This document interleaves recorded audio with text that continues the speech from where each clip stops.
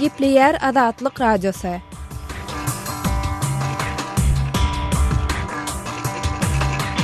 Akşamyz hayrly bolsun gadyrly dinleýijiler. Pragadaky studiýada siz bilen men Sehra. Şuň 2014-nji ýylyň 15-nji dekabry hepdäniň duşanbe güni. Şuň Habarlar gündelik programmamyzyň esasy böleginde. Awstraliýanyň Sidneý şäherindäki kafede ýaragly adam umumy sany takyk belli bolmadyk adamlary zamunlykda saklaýar. We don't yet know the motivation of the perpetrator. Türkmenistanyň Lebap welaýatynda resmiler etiň 1 kilogramyny 12 manatdan satmak barada tabşyryk berensoň welaýatyň birnäçe etrafynda et dükany ýapyldy. Diýe, sygyr we goýun etini satyn almak üçin daňdan sagat 5-6larda barıp nowata durmaly. Paýtag taşabatda bolsa elin et satyn almak üçin uzun nowatlaryň emele gelenligi, ol nowatlary polisiýa işgärleriniň gödökçüligi diýenligi habar berilýär. Şäherindäki täzeliklerini 30-40 adam bar adamdan. Eýtem türkmen resmileriniň etiň narhyna gatışmagynyň nähil sebäpleri bolup biler. Ну, я думаю, Туркменистан же относится авторитарно-диктаторскому режиму. Gepleşigimizde şu beýlik soraglary jogap tapmasy ýa şert. Habarlar gündelik programmamyzyň esasy bölüne geçmeden öň günüň täzelikleri bilen tanışalım. Awstraliýanyň Sidneý şäherindäki kafede ýaragly adam umumy sany takyk belli bolmadyk adamlary zamun aldy.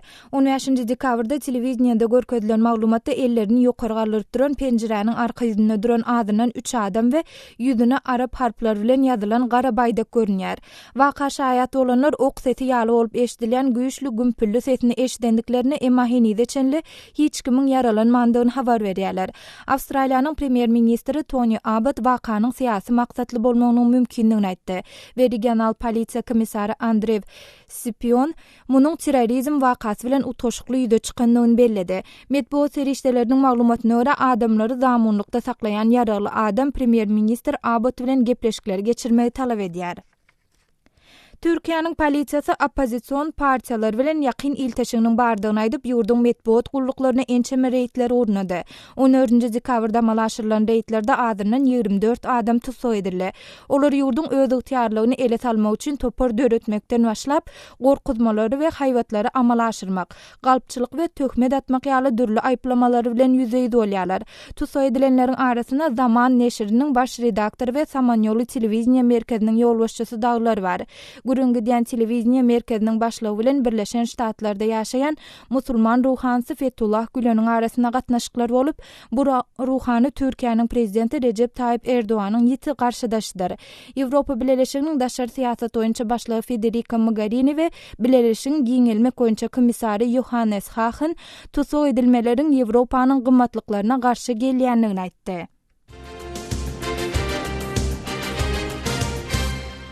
Şanhay hyzmatdaşlyk guramasyna agda ýurtlaryň daşary işler ministrleri 15-nji dekabrda Gazagstanyň paýtagty Astanada duşuşýarlar. Gazak prezidenti Nursultan Nazarbayew Şanhay hyzmatdaşlyk guramasy syýasy ähmiýeti we ykdysady güýji gazanmagy başardy diýip guramanyň sessiýasyny açdy.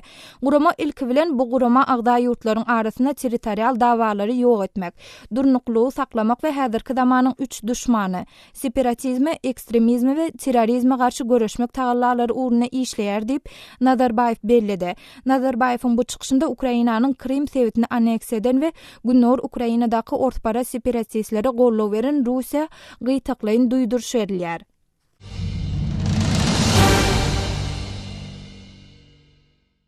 Azerbaýjanyň paýtagty Bakuda geçirilen ýürüýüşde azeri opposision aktivistleri we olaryň tarapdarlary hökümete syýasy tutsaklary boşatmagy we repressiýany betetmäge çağrış etdiler. Resmi taýdan ruhsat berilen bu demonstrasiýa 1500 çemeti adam atnaşdy. Demonstrasiýa opposision Musawat partiýasy tarapyndan gurumlaşdyrylyp azeri paýtagtynyň etegindäki mahsus stadionuna geçirildi.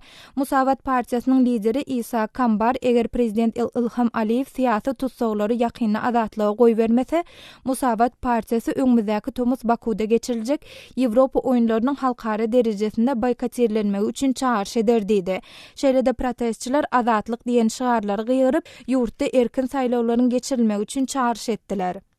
Adam hukuklaryny gorayan Human Rights Watch we Amnesty International guramalary Russiýanyň resmilerini Çeçenistanda adam hukuklaryny gorap çykyş edýän aktivistlere garşy amala aşyrylýan ýerlamalar diýip häsiýetlendirilen kampaniýasyny besetmek üçin çäre görmäge we olaryň gorawlugyny üpçün etmäge çağrış etdiler.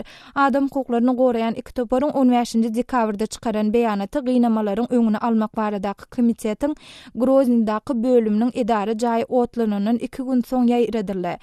Çeçen paýtagtyna şol wakada gynamalaryň öňüni almak baradaky komitetiň 2 şäheri ýaragly adamlar tarapyndan ýerlanyp, polisiýa tarapyndan ençeme saat tutsak edildi we şahsy kompýuterler we mobil telefonlary konfiskasiýa edildi.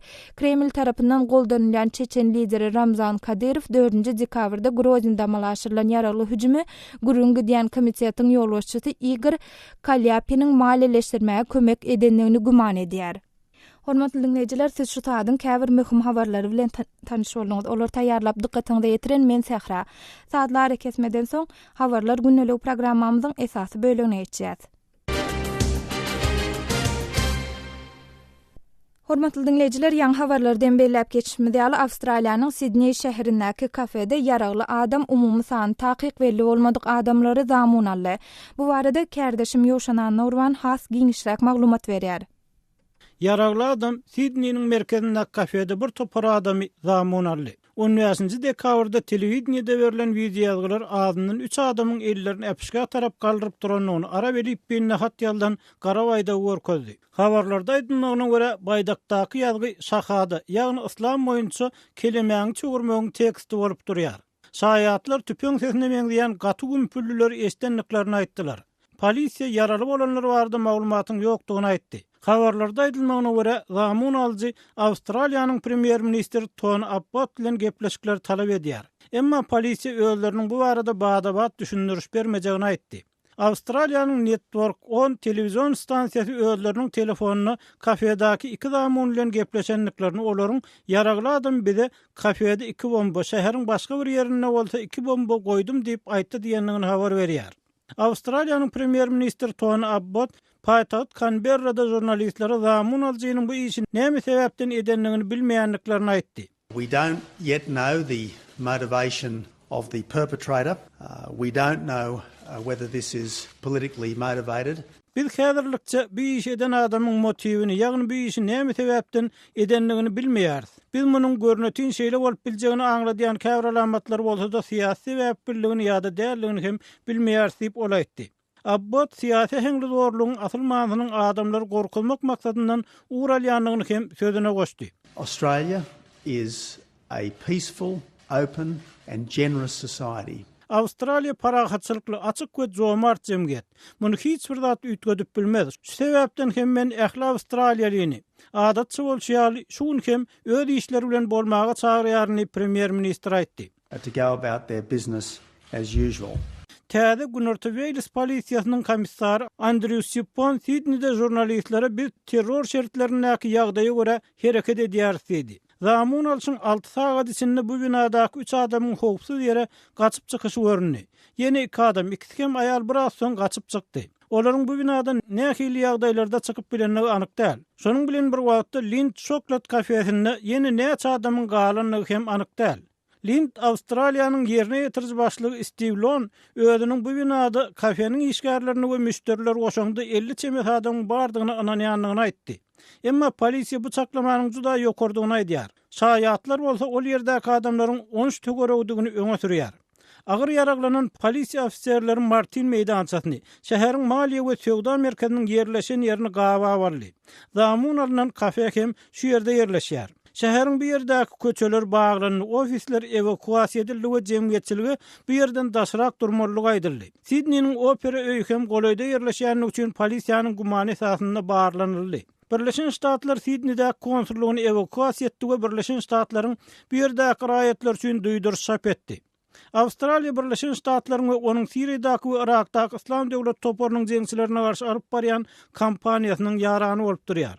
Polisiýa 15-nji dekabrda ýerden Awstraliýanyň topragyny terror hüjümüni gurnamak plany we Awstraliýanyň raýatlarynyň ýaragly söwüşe goşulmak üçin Siriýaga gitmegine ýardam edilmek wagtdaky dernegiň çägirine bir adamyň tutsak edilendigini aýtdy. Irakdaky we Siriýadaky islamçy jeňçileriň hatarynda 70 döwrek Awstraliýalynyň söwüşýänligi çak edilýär we ýaşlaryň arasyndaky radikallaşmanyň köpelmegi ýurt içinde hem hüjümleriň gurulmagyna getirer öýdüp aldy edilýär. Kärdeşim Ýowşan Norwanyň taýýarlan maglumatyny dinlediňiz.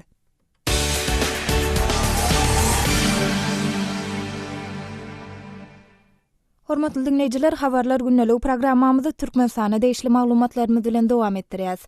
Lebap welaýatynyň käbir etraplaryna et dükanylarynyň ýapylyny habar berilýär. Maglumata görä resmiler etiň 1 kilogramynyň bahasyny 12 manatdan geçirmeli dällip tabşyryk berensoň gassaplaryň birnäçesi öz et dükanylaryny ýapypdyr.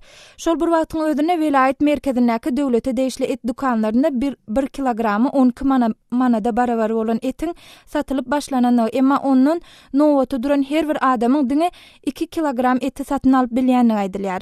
Bu barada Lebapdaky habarçymyz Osman Halifyň berjek giňişrak maglumatyny dinläliň.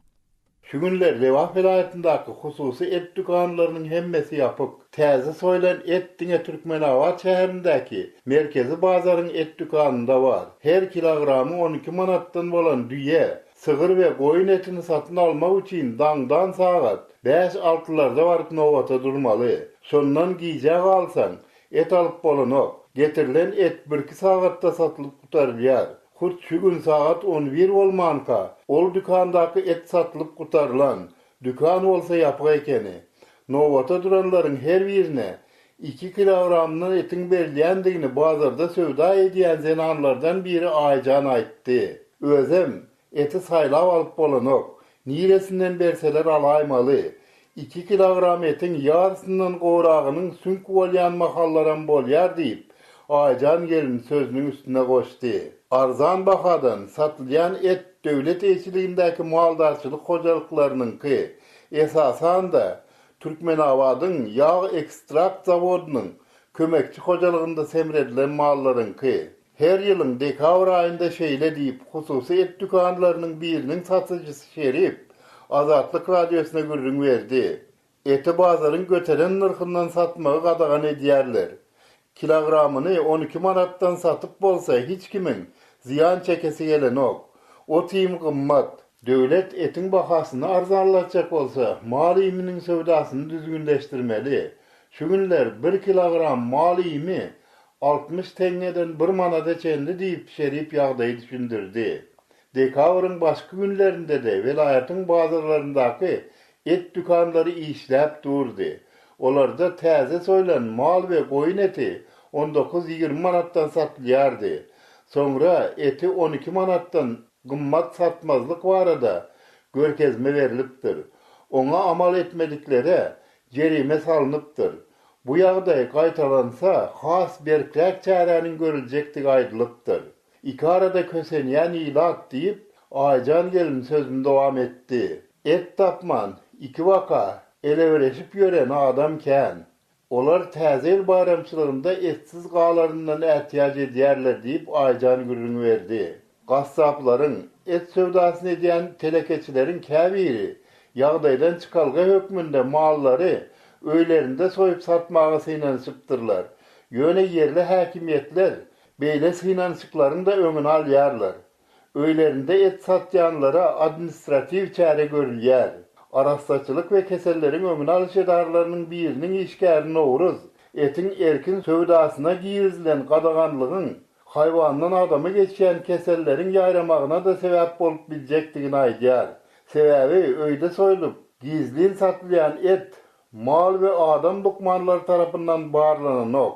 Soňky döwürde bolsa keselleýän, hatda käbir ýokanç keselleri ýolgan mallaryň sany az däl diýip sanitar lukmanyny owruz belleýär. Habarçymyz Osman Xanlyýyň taýýarlan maglumatyny dinlediňiz. Hormatly dinleýijiler, ýeri gelenine belläp geçdik. Geçen hepde paýtagy Taşawadyň käbir badarlaryny hem elin etiň satylyp başlananyny barada habar beripdik. Adathabar.com web sahypamyzda bu barada çap eden maglumatymyzdan aşagyna okuyjylarymyzyň birnäçesi öz garaşlaryny galdyrypdyr. Maksadatly okuyjymyz 1,5 milliard ilatly Hindistan öz ilatyny et bilen bakýar. 5,24 milyonly hem Türkmenistanyň hem et bilen üpçün edýär. Masaraçylyk uyut bu SSR döwründe Türkmenistan oba hojalykly we maldarçylykly region hasaplanýady. Niýazow bilen Berdimuhammedow soňky 20 ýylda dargatdylar diýip öz tesbirini belläpdir. Hormatly dinleýijiler, siz hem islendik mesele boýunça öz garaşlaryňyzy biziň adathabar.com web sahypamyzda galdyryp bilersiňiz. Web sahypamyzda Türkmenistandan garawum.info arkaly girip bolar. Azatlyk radiosynyň täzeliklerini, makalalaryny, video ýazgalaryny we foto seriýlerini Twitter we Facebook sosial ulanlaryndan hem iderläp bilersiňiz. Salymyz Azatlyk radiosy. Et bilen baglanşykly paýtagy Aşgabatdan gelip hoşan maglumatymyz bilen dowam etdirýäs. Aşgabatyň Mirwadaryny, Tekewadaryny elin eti satyn almak üçin ilatyň uzyn nowatlary emele getirenligi habar berilýär.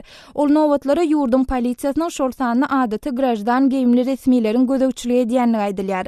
Bu gözegçilik çäreleri adaty raýatlar bilen bir hatarda bu waka barada habar taýýarlayan Azatlyk radiosynyň habarçysy Sultan Açylwa hem öz täsirini ýetirdi. Netijede ol şenbe güni Aşgabatyň Mirwadaryny tutsa edilip Köpetdağ etrap polisiýasyna 2 saatlap sorag edildi. Bu barada kardeşim Muhammed Tahir habarçymyz Sultan Açylwa bilen söhbetdeş boldy. Sultan Leyle Badar'da et dükkanlarının töweregindäki ýagdaýlar nähili häzirki gün gaty uzyn nowatlary bar diýipdiňiz. 6-njy güni gepleşemizde. Şimdi näçerek adamyň gurruny edilýär Sultan Leyle uzyn nowatlary bar diýenimizde. Şu uzyn nowatlary bar diýenimizde men Mirwadalara atlandyrýan badarda boldum, şenle güni ýerşenle güni Tekewadarynda boldum. Şu Mirwadarynda bir 4 nokatda etçildagy gurnanypdyr. Şonuň her birinde de 30-40 adam bar adamdan. İlaty satylýan, elinet satyn alýarlar.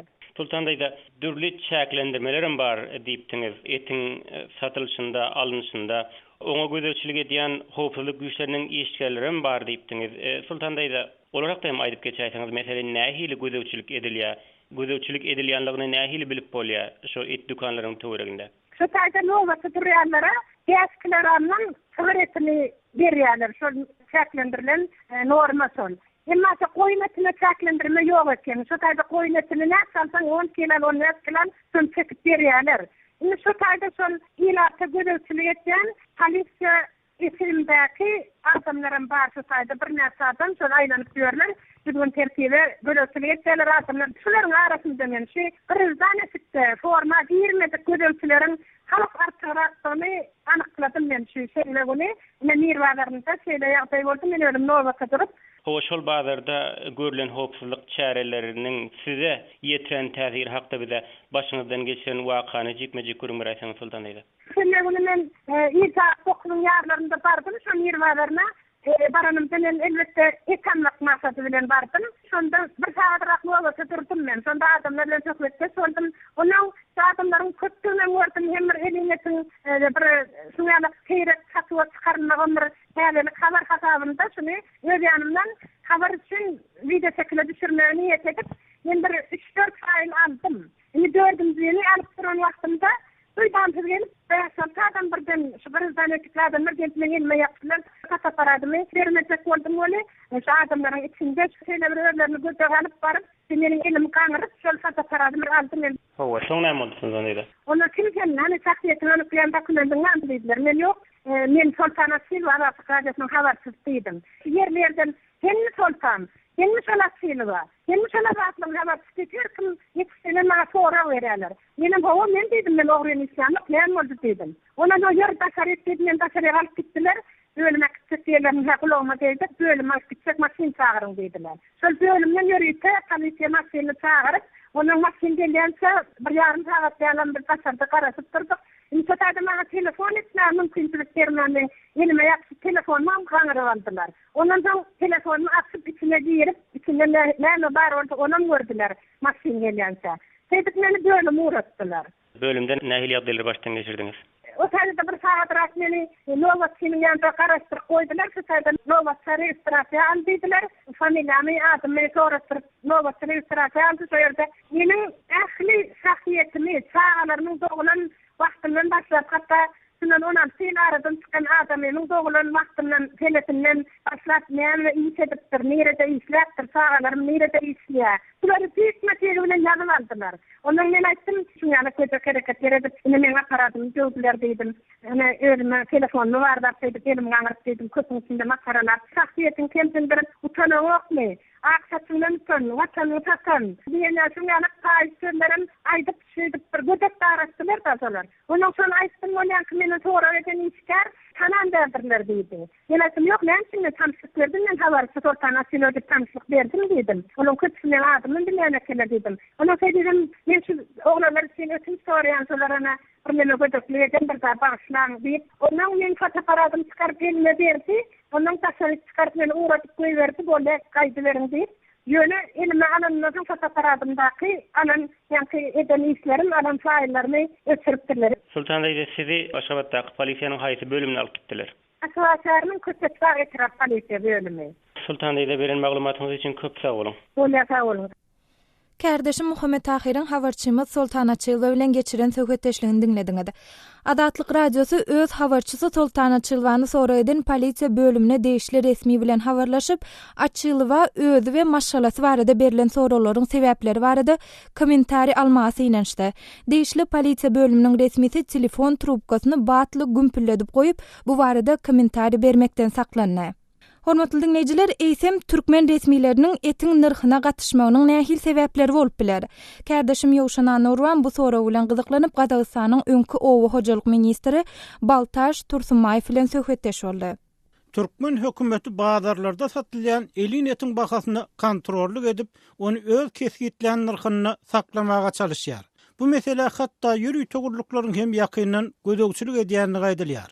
Sizin pikiriňizçe munyň nähil sebäbi bolup biler? Ну, я думаю, Туркменистан же относится авторитарно-диктаторскому режиму. Meniň pikirimçe Türkmenistan awtoritar diktator rejimleriň hataryna girýär we rejim hemise halky özüniň ilaty ardan et bilen üpjüne däňdigini görkezmek dileýär. Şu sebäpden ol kontrollyk etmäge başlaýar.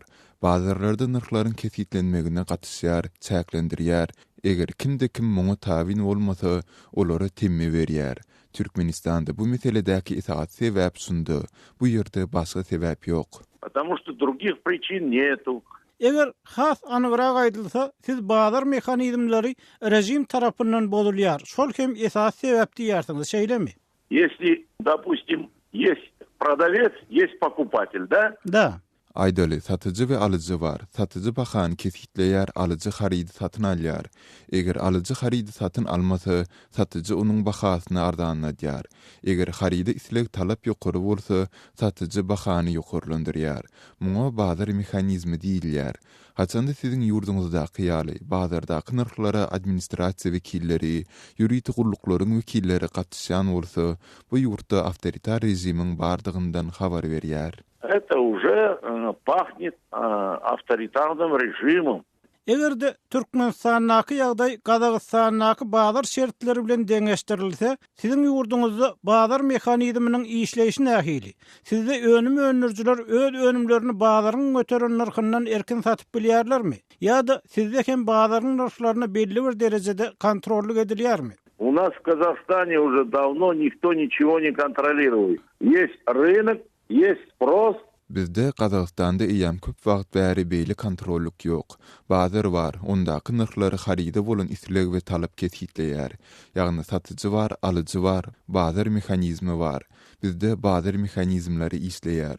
Dogry bir gün et biraz gymmat bolup biler, başga gün ondan arzanyrak bolup biler. Hatta bizde etiň bahasy oblastlaryň ýagdaýyna görä hem dürli. Aýdaly biziň Demirhazyk oblastymyzda etiň bahasy arzanyrak, gün ortada bolsa gymmadyrak. Ol narhlary hiç kim kontrollyk etmeýär, bazar kontrollyk edýär. Контролирует рынок. Türkmenistanyň ugşan habarlara görä häzir ýurtda bir tarapdan ilatyň eline mal bar. Emma adamlar hökümetin kesgitlen narhyndan et satmak islemän mallaryny saklamaga çalışýarlar. Şol wagtda bazarlarda et nowatlary doýar. Egerde hökümet bazarlardaky narhlara kontrollik etmek dowam etdirse, munyň ahyr netijesi näme bolar? Значит, у вас мясо производится недостаточно. Diýmek sizde et yeterlik öndürilmeýär. Eger döwlet we döwlet organlary gatysda şeýle bir wagt gelir, ol hasda az bolar. Sebäbi diýsen, haçan da döwlet organlary gatysanda, hususan da baha mehanizmlaryny kontrol edilende, et öndürüjiligi azalar we onuň önümçiliginiň derejesi has aşak gaçar. Mallaryň baştany azalar. Bu ýerde esas hop şu ýerde. Поголовье уменьшится. Вот опасность в чём. Eger döwlet bazarlardaky narhlara gatışmasa, et önürjüler öz önümlerini bazaryň götüren ýerinden satyp bilseler, olar höweslenip has köp et önürerge bazarlardaky narhlar bolçylyk esasynda aşak düşer. Ýogsa da et has gatalar, gymmatlar. Siz şeýle diýmekçi bolýaňyzmy? Ну, конечно, конечно. Howa, elbetde bu şeýle bolar. Kardeşim Ýowşan Norwanyň geçiren söhbetdeşligini dinlediňiz. Hormatly dinleýijiler, türkmen resmileriniň etiň narhyna gatışmagyna, nowata duran adamlara diňe çäkli möçberde et satylmagyna siz nähili araýarsyňyz? Bu baradaky garaýşlaryňyzy, belliklerinizi, öz ýaşaýan sevdiňizde bolup geçýän ýagdaýlary bize gurrun beriň. Biz hem halk köpçüligine ýetireli. Biziň medpuat email bellisi gmail.com email adresimde haturadyň ýa-da Moskwadaky telefon bellimiz 7926 236 04 55 edin ya da SMS edin. Azatlyk radiosyny indi dünýäniň tunein.com internet radio ulgamy arkaly hem göni efirde dinläp bilersiňiz. Radiomuzy tunein.com saýtyna girip gözlük bölümünde Azatlyk diýip ýazyp tapyp bilersiňiz. tunein.com ulgamynda türkmen dilinde maglumatlary berýän ýeketäk radiony Azatlyk radiosyny dinlemäge çagyrýarys.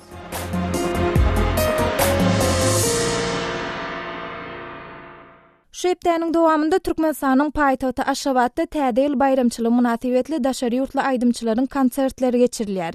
Şol bir wagtyň özünde ilat köpçüligi üçin el ýeterlidigi aýdylýan konsert biletleriniň ýurdun käbir ýokary kujaýynyň talipleri üçin hökmany satyn alynmaly edilenligi aýdylýar. Bu arada Aşgabatda habarçymyz Murat Turwanyň berjek maglumatyny dinläliň. Täze bayramynyň öňü sirasynda paýtagt Aşgabatda daşary ýurtly estrada aýdymçylarynyň konsertleri geçiriler. Resmi maglumatlara görä dekabr aýynyň 16-19 aralygynda paýtagtyň gyşky oýunlar köşkünde rus, türk we liwanly aýdymçylaryň konserti bolup geçer. Bu konsertlarda türk aýdymçylary Deňiz Atyýew, Rafet El-Roman, rus aýdymçylary Sergey Lazarew we Newşada aýdym aýdarlar. Konsertlaryň ahyrky gününe bolsa liwanly aýdymçy Hayfa Wahbiňiň çykyşy bolup geçer. Bu konsertlere biletleri adamlaryň gyşky oýunlar köşküniň kassalaryna satmak bolýar. Bu konsertler üçin biletiň bahasy 30 manat. Kaslarda nowat ýok denýäli. Bu günler bu kaslarda adam ödem köp bolmasa da bilet sewdasynyň erwetdälerini kassirlaryň bir aýdýar. Konsert barda şu gezek resmi mediada hem habar berildi. Ýoksa monolog daşary ýurt aýdymçylarynyň konsertleri bardaky maglumat dilden dile geçip ilat köpçüligine ma'lum bolýardy. Ýöne paýtagtyň köşelerine konsertiň geçirecekdi barda ýekejede afişa ýa-da bildirişi ýok. Emma bu gezek belli bir derejede bu konsertlaryň bildirişi media arkaly berilendigine garamazdan konsertlere bolan gyzyklanmanyň pestigini gyşky oýunlar köşküniň bilet satýan kassir aýdýar. Onuň aýtmagyna görä biletler esasan Rafet El-Roman we Hayfa Wahbiňiň konsertlerine gowy satylýar. Geçen gezekki ýar tarkan ýalaýdymçylaryň bolsa ona zal dolardy. Häzir zallar ýene-de studentler bilen doldurular. Eýem zalyň bir-iki sektor üçin biletler studentler üçin goýuly diýip kassir gurrun berýär. Paýtagtdaky ýokary hujaýlaryň biriniň studenti aýdygyň aýtmagyna görä 17 dekabrda Sergey Lazarewiň konsertine gitmeli. Paýtagtyň beýleki käbir ýokary hujaýlaryň studentleri hem bu konsertlere şähere baranýaly gatnaşmalygyny aýtdylar. Adaty köpçülikden şähere ýar barmaly. Ýöne bu gezekki şähere üçin 30 manat bilet pul tölemeli bolar diýip aýdaty gurrun berýär. Ýokarda hem belli geçişimiz ýaly. Konsert paýtagtdaky gyşky oýunlar köşkünde geçer. Bu köşküň uly hakky zaly 10 000 tomoşaçy niýetlenen. Ýöne konsert geçirilenine bu sport meydançasynyň 3-den 1 bölegi ýöte gurulan sahnanyň aňarsynda galansoň bularyň takmynan 7000 töwerek ýerinde tomoşaçylar oturup konsertde tomoşa edip bilýärler. Paýtagtda täze bayramynyň öňü siratyna daşaryurt aýdymçylarynyň gatnaşmagyna konsertlary gurnamak indi däwe öwürlük barýar. Bu hili konsertler ilkinji 2012-nji ýylda geçirildi. Mundan başga da ýurdun belli käbir bayramçylyk şäherlerinde hem daşaryurt aýdymçylarynyň çağırlayan halatlary bolýar. 2013-nji ýylda orta prezident Berdimuhammedowyň doglan güni münasibetli geçen daşaryurt aýdymçylarynyň konsertinde beýlekler bilen bir hatarda Amerikan aýdymçysy Jennifer Lopez hem Happy Birthday Mr. President doglan günüňe bilen Jenap Prezident aýdym bilen çykyş edipdi. Aýdymçy bu konsert üçin halkara adam hukuklary guramalary tarapyndan ýalgarlypdy. Habarçymyz Murat Gurwanyň taýýarlan maglumatyny dinlediňiz. Hormatly dinleýijiler, şunuň bilen Habarlar gündeligi programmamyzy geçirip oturýas. Gepleşigi Pragdaky studiýadan men Sähra alyp bardym. Saatlar kesmeden soň gepleşigimizi ýazgyda dinläp bilersiňiz. Azatlyk radiosynyň tolkunlarynyň aýrylmaň.